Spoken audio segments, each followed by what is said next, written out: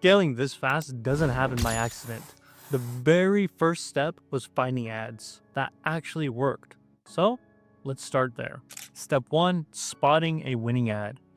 A winning ad always checks 3 boxes: hook, which grabs attention in the first 3 seconds, engagement, such as likes, shares, and comments, and finally, conversions, sales coming in at a cost that leaves margins. Now, the comment sections is free research.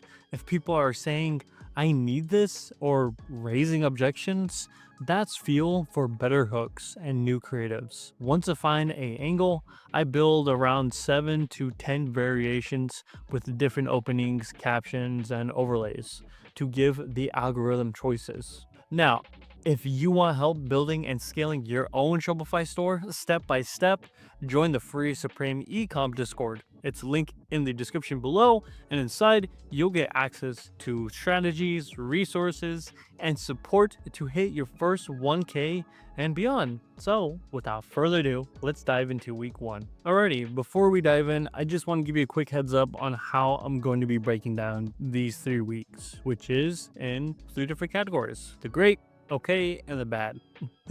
Giving you guys the most value as possible. I can do that by going over the metrics first, so you guys can really understand what I'm talking about. So here are the key metrics that decide whether we cut, tweak, or scale. CPM, cost per 1,000 impressions, how much it costs to get attention. A lower CPM means cheaper reach. CTR is your click-through rate, the percentage of people who clicked after seeing your ad. Higher CTR means your creative is pulling people in, which is good. Then your CPCs, which is your cost per click, what each visitor costs. Low CPCs meaning you're driving traffic effectively. Another one is CVR, your conversion rate. What percentage of visitors actually buy? For us, it's going to be around 3% or higher is the target. Now your ROAS, your return on ad spend, is how much you earned for every dollar spent. 2x or more means you're in the green, so keep that in mind. So these metrics are really easy to overlook, so I always think of it as a chain. Stronger CTR gets clicks, low CPCs makes them affordable, solid CVR turns them into buyers, and ROAS tells you if the system works as a whole. Week number 1, the foundation and first signal. The main objective throughout this time period was to warm the account, buy data, and look for proof of life in the ads. I did that by starting with a spend test, and this is actually running multiple creatives and testing with a small budget to buy data.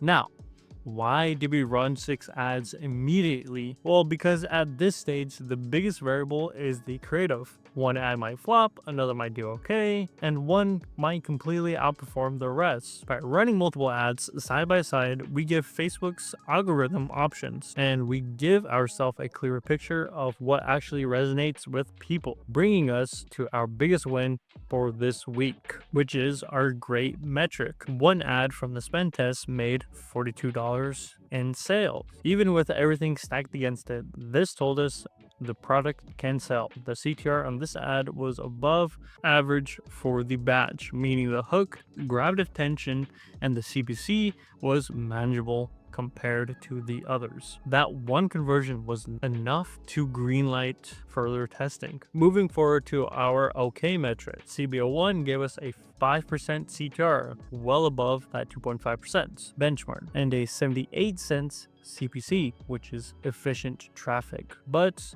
a ROAS was 0.94, meaning we almost broke even. The takeaway, the creatives was grabbing clicks cheaply, but the funnel wasn't converting those clicks into profit yet. Moving forward to the bad metric. Now, the majority of the ads in the spend test showed the CPMs between $60 to $103 and a CTR of only 1.3%. That combination is brutal. Not only the attention was expensive, but the ads weren't even pulling enough people in. The high CPMs divided by low CTR equals double pressure, making the CPM skyrocket to 4.21. This is the type of signal that tells you to cut and move on. Alrighty, so that was actually a lot to go over. Let's go ahead and break down what just happened during these tests and what I mean by warming up my account. Starting with the multiple campaigns that actually allowed me to get 50K in 17 days. And the correct order I tested these in, starting with the PPE campaign, which is the page post engagement campaign. Now this warms up the campaign to get likes, comments, and build account history. Keep in mind, a strong start matters. The algorithm rewards a account that looks healthy and consistent, not the ones that blast money into it with no prep. Moving forward to the spend test campaign. Now this is like the first dip in the water. We run multiple creatives testing with a small budget to buy data. The point is to see how the market reacts, like I said before, which takes us to CBO, our campaign budget optimization campaigns. Now, this is one shared budget. Facebook actually auto allocates to top performing ads. Now, here's the difference between a normal ad set and a CBO. A normal ad set is splitting the budget evenly between ads. So if you put in 50 bucks, every ad gets its share, whether if it's good or bad. But with the CBO, you set one budget for the whole campaign, and Facebook's algorithm decides where to spend it based on performance. In other words, the algorithm funnels money into the ads that are actually working. Finally is your champion campaign. This is the all-star bucket of proven winning ads where Facebook funnels spend. Now that you understand, let's get back into week 1 and see what actually happened during that week. Not only that, but we can cut expensive attention, which is high CPMs with low CTR. From those two alone, we can understand that our hooks are weak from that. Now, we can rewrite the first 3 seconds. This could be the problem / outcome up front, bigger captions and faster first cuts. Finishing the week with building a creative pipeline early, so we can do this by queuing 5+ fresh hooks. So we're not testing empty and your CTR doesn't stall in the first 2 weeks. Week 2, expansion creative gap. The objective is launching CBOs, hold budget, and keep feeding creatives. Going to the first one, on July 9th, the portfolio turned profitable across the board, which our champion spent 1.3K and returned 2.1K, which is 58 sales, while CBO and CBO3 also delivered positive ROAS. The key here was balance. The CTR were holding around 2.5 through 3%. CPCs drop under $1, and overall the ROAS across 2 times. That's when you know the algorithm has enough data to reward you. Next is your OK metrics. On July 11th through the 12th, we saw 3% CBR across the store with a steady but smaller profits, $246 a day. The CPMs were stable in the mid $20 and the CTRs were fine, but the ROAS hovered closer to break evens. This was a phase with consistent numbers but not breakout growth yet.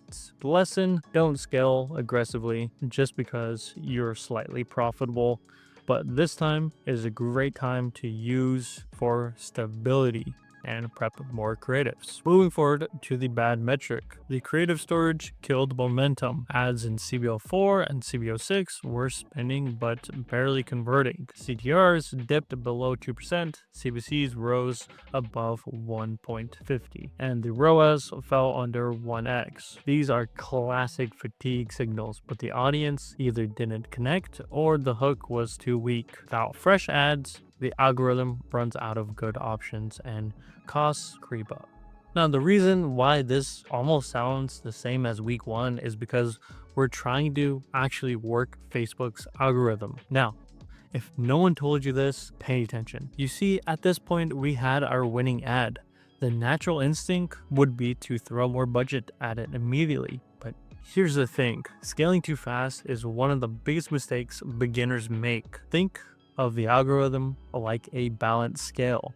When you feed it more data slowly, it gets more accurate at finding buyers. But if you dump money into it quickly, it resets. scrambling to learn where it's gonna go, and your performance usually tanks. That's why patience is a strategy and not a weakness. Now, from week 2, we have our scaling, which is anchor and farms, and cutting points starting with our anchor, which is our scale. This is basically our champion plus any breakouts, which is CBO5 at 24, starting at $65, then broke out to $281. Moving over to our farm, which is to stabilize ads with good CTRs slash CPCs, but middling ROAS, holding budget, optimize AOV, or bundles, pre slash post, purchase upsells.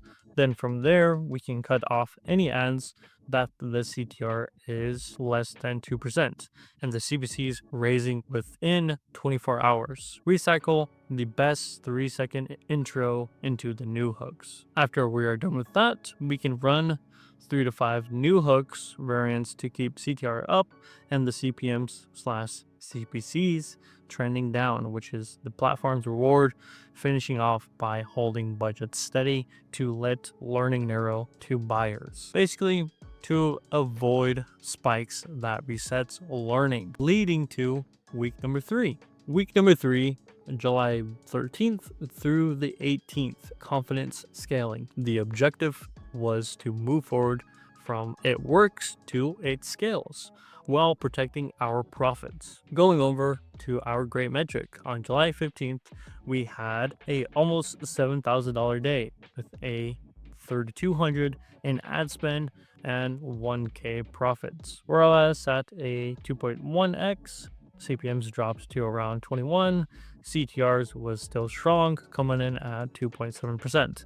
CPCs was only 57 cents. That's the perfect storm. Low CPMs, healthy CTRs, and low CPCs driving a profitable ROAS. This is exactly what it looks like when Facebook rewards you for a strong engagement. Moving forward to OK metrics. On July 13th through the 14th, results were solid, but not huge. Around 3 to 3.6K days with 3.4 to 3.6% CRV.